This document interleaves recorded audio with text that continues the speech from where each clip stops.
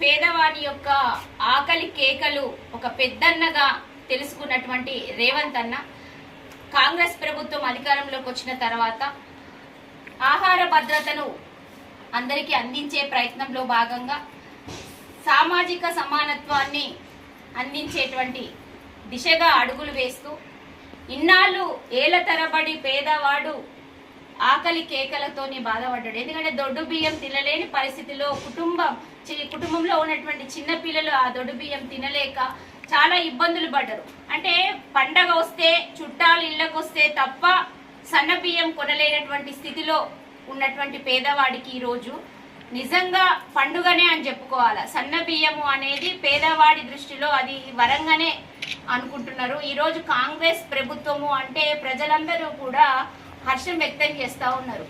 కాంగ్రెస్ ప్రభుత్వం ఇచ్చినటువంటి ఈ సన్న బియ్యము పేదల పాలిట నిజంగా వరమైంది. ఫస్ట్ ఇయర్ చదువుకుంటున్నా. రేవంత్ అన్న పెట్టిన ఫ్రీ బస్ వల్ల నేను రోజు కాలేజ్కి ఫ్రీగా వెళ్ళొస్తున్నాను. నాకు ఎంతో మనీ సేవ్ అవుతున్నాయి. మనీ సేవ్ అవడం వల్ల నేను రోజు కాలేజ్లో చదువుకుంటున్నా. మా నాన్న కూడా కాలేజ్ పంపిస్తున్నారు బస్సు ఫీజు తక్కువ ఉంటుందని. థ్యాంక్ యూ రేవంత్ అన్న.